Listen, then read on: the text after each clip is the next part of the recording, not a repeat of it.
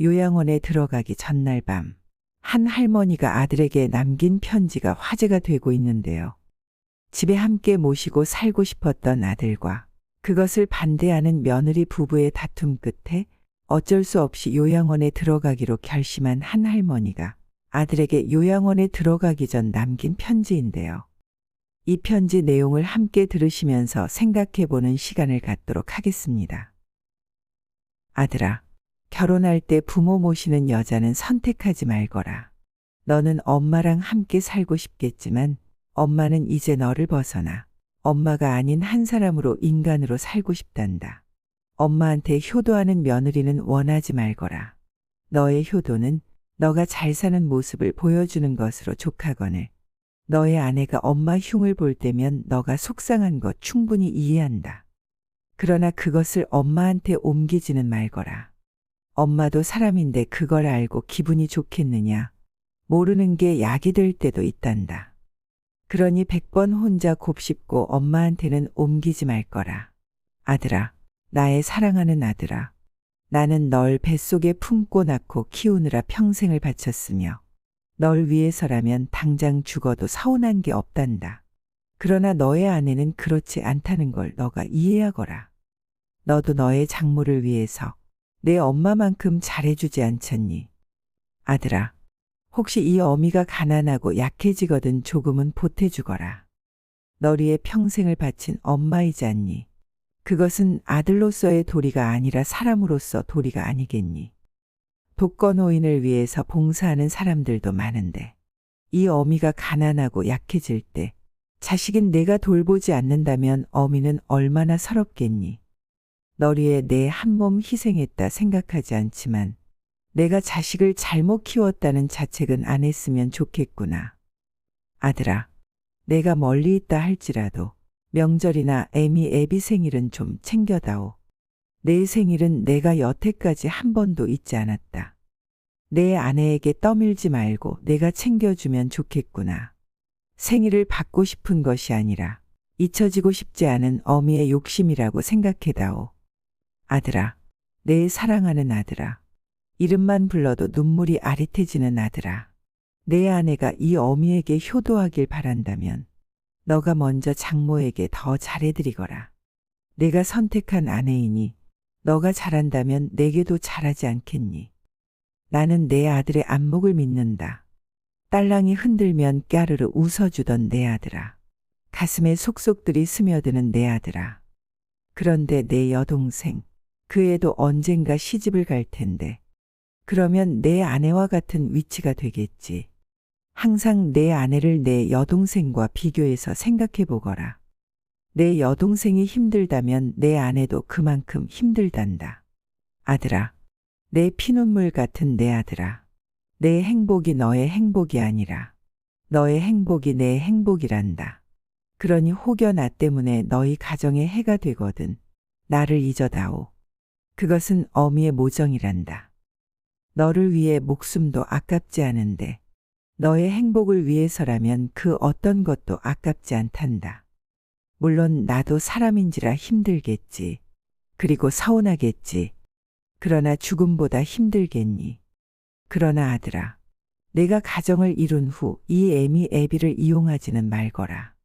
너의 행복을 위해 한평생을 바쳐온 부모란다. 이제는 이 애비도 좀 편안하게 살고 싶구나. 너희의 삶은 너희 뜻대로 살 거라. 늙은 애비 이제 좀 쉬면서 삶을 마감할 수 있도록 해다오. 다소 늙은 애비가 너희 기준에는 미치지 못하더라도 그건 살아오면서 미처 따라가지 못한 삶의 시간이란 걸 너희도 조금은 이해해 주길 바란다. 우리도 여태껏 너희들을 이해하기 위해 노력했단다. 우리가 하는 쓸데없는 잔소리와 너희들에겐 들리지도 않을 삶의 가치관들이 너희에게 이해되지 않는 부분들이 많다는 걸 우리도 안단다. 한 귀로 듣고 한 귀로 흘려다오. 우리는 그런 거 잘 모른단다. 아니 모르는 게 약일 수도 있단다. 아들아, 우리가 마지막까지 원하는 건 너희들의 행복이란다. 아들아, 사랑하는 내 아들아, 건강하게 잘 지내거라. 몸은 멀리 떨어져 있어도 너는 언제나 내 아들이란다. 구독자 여러분은 이 편지를 읽고 어떤 생각이 드셨나요? 아들은 착한데 며느리는 천하의 나쁜 사람처럼 느껴지시나요? 그렇다고 이 글의 시어머니와 며느리 관계가 아주 나쁘거나 그렇지도 않았다고 합니다. 우리 평범한 집안들이 의례 그렇듯이 말이죠. 며느리는 명절이나 집안의 대소사에 할 도리를 다하고 시어머니도 며느리에게 크게 간섭하지 않으셨으니 그저 그렇게 잘 지내왔습니다. 시어머니가 나이 들고 요양원에 가야 한다는 이야기가 나오기 전만 하더라도 좋은 시어머니 만나서 이만하면 편하게 지낸다고 남편과 이야기할 정도였다고 합니다. 그러다 이제 시어머니가 점점 나이가 드시면서 문제가 생겨나기 시작한 겁니다. 그때부터 별 문제 없이 평범했던 가정에 어머니 모시는 문제로 부부싸움이 조금씩 시작되었습니다. 나이가 드신 노모가 혼자 사시게 되면서 남편은 아내가 며느리로서 자기 어머니를 더 자주 챙기고 돌보기를 원했고 며느리는 자기 할 일도 있고 애기들도 돌봐야 하니 힘들 수밖에요. 그래도 자신들이 할 수 있는 선에서 자주 찾아뵙고 최선을 다해왔다고 합니다. 그런데 일을 하던 아내가 몇 달 전 일을 그만두게 되었습니다. 그리고 일을 그만두자마자 시어머니의 병환이 더 심해지면서 남편과 아내의 갈등이 점점 심해졌습니다. 아내는 어머니를 요양원에 모실 생각으로 여기저기 알아보고 있었는데 그걸 알고는 남편이 안 된다. 어머니를 집에서 모셔야 한다며 크게 화를 냈습니다. 당신이 일도 그만두었으니 당연하게 집에서 어머니를 모셔야 하는 거 아니냐고 했습니다. 어머니를 집에서 모시는 일이 당연한 며느리의 일처럼 말하는 남편에게 너무나 화가 났습니다. 아무리 이성적으로 생각해봐도 아이들도 아직 어리고 일을 그만두었더라도 신경 쓸 일이 많으니 도저히 집에서 모시는 것은 무리라고 생각했답니다. 생각을 정리하고 남편에게 도저히 안 되겠다고 했더니 남편이 무슨 소리냐며 더욱 화를 냈다고 하는데요. 이제는 누구나 나이 들면 어쩔 수 없이 요양원이나 요양병원을 알아봐야 하는 시대라고 하는데요. 오래 살게 된 만큼 좋은 것도 많지만 이렇듯 누군가에게는 오래 사는 것이 재앙처럼 느껴질 수도 있다는 겁니다. 고령화 시대에 접어들면서 주위에서 너무 많이 만나볼 수 있는 고민인데요. 기대 수명은 100세 시대라고 하더라도 건강 수명은 그것을 따라가지 못해 70세가 넘어가면 아픈 곳이 여기저기 늘어나 약봉지를 몇 봉지쯤 들고 다녀야 하는데요. 아프지만 약과 병원에 의존해 오래 살아간다는 겁니다. 게다가 자녀들도 예전처럼 많지 않기 때문에 돌아가면서 부모를 모신다거나 하는 시대도 이제는 아닙니다.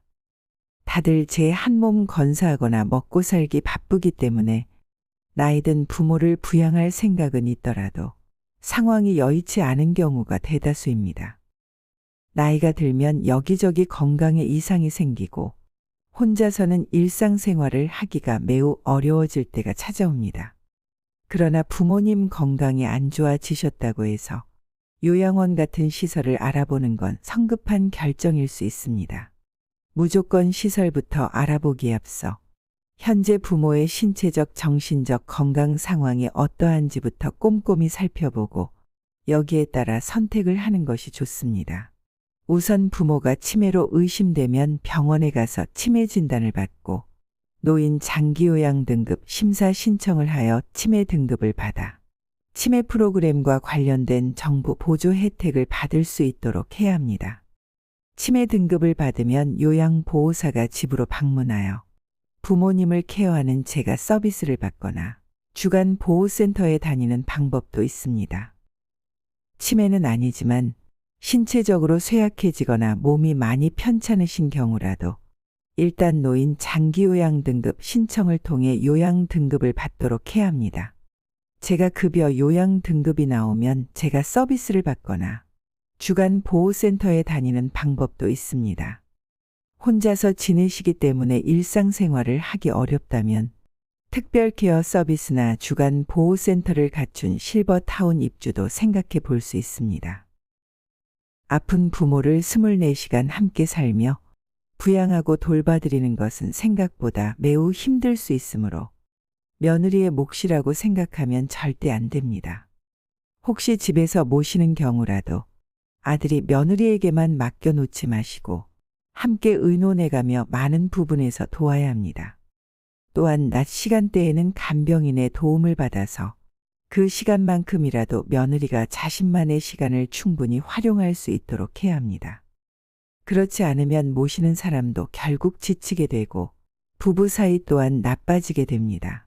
집이 편안해야 집에 함께 사는 부모도 눈치 보지 않고 남은 여생을 마음 편히 살다가 가실 수 있습니다. 결국 부부간의 많은 부분 확실하게 합의해야 하고 대화를 통해 끊임없이 소통을 해야 합니다. 부부가 행복하게 사는 모습을 보는 것이 더 좋지. 집에서 모신다고 하면서 매일같이 싸우는 것을 본다면 부모는 돌아서서 얼마나 많은 눈물을 흘려야 할까요? 어느 쪽을 선택하더라도 무엇이 더 좋다, 나쁘다거나 그런 것은 없습니다. 각 가정의 상황에 따라 선택을 하되 무엇을 결정하든 상관없이 부모도 남은 인생 마음 편하고 즐겁게 살아가야 하고 자식들도 자식들 인생 즐겁고 행복하게 살아가야 한다는 것 절대 잊으면 안 됩니다. 이상으로 시니어를 위한 모든 것, 시니어 톡톡이었습니다. 더 유익한 내용으로 찾아오겠습니다. 오늘 내용이 도움이 되셨다면 구독과 좋아요 부탁드립니다. 감사합니다.